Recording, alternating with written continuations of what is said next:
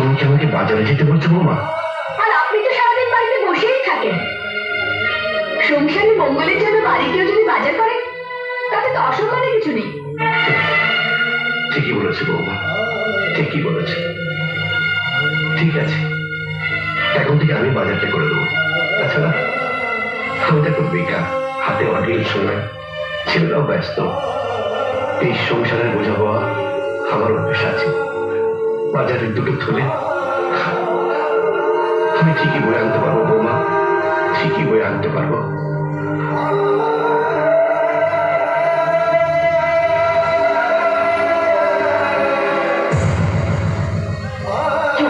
কথা বলবো, ভুলে যেও না তোমার শ্বশুর এখন এ বাড়িতে বেঁচে আছে।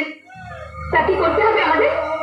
শ্বশুর শাশুড়ি হয়েছেন বলে কি আপনাদের পায়ের কাছে বসে থাকতে হবে? আমরা কি আপনাদের সম্মান শ্রদ্ধা করি না?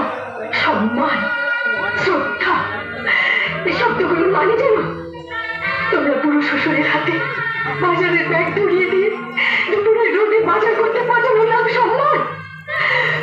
আমরা যে খাবার কোনোদিন কাজে লোককে খেতে দিই না, সেই খাবার খেতে দেওয়ার নাম কি শ্রদ্ধা?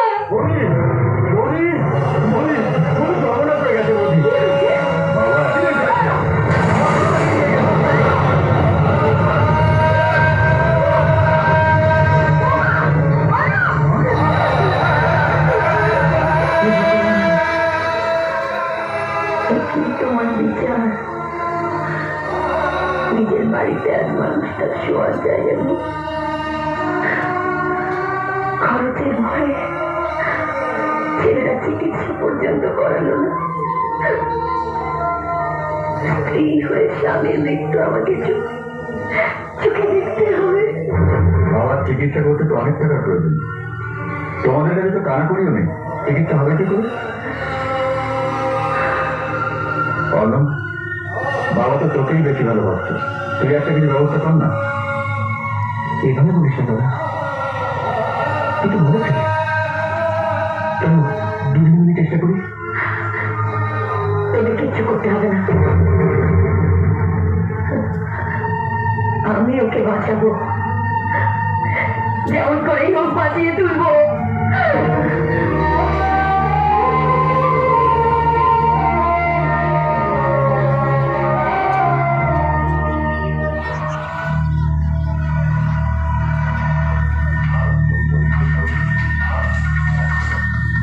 বাবার কথা কি ভাবছো? কি ভাববো? তুমি এটাকে করছো, বাবার কথা ভাববে না তাই কখনো হয় বলে? বাবা কষ্ট পাচ্ছে, বাবার কষ্ট তোমাকে দূর করতেই হবে।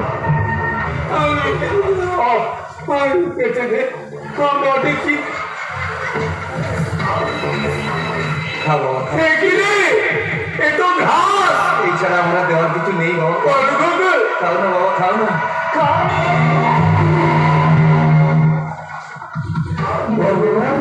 তুমি আমাকে নিয়ে আর কত খেলাই খেলবে? এবার যা হয় আছে, আমার বাবা কিছু এত সামনা করবে, আমি তো উপায় নিয়েছি। বাবা শুক্র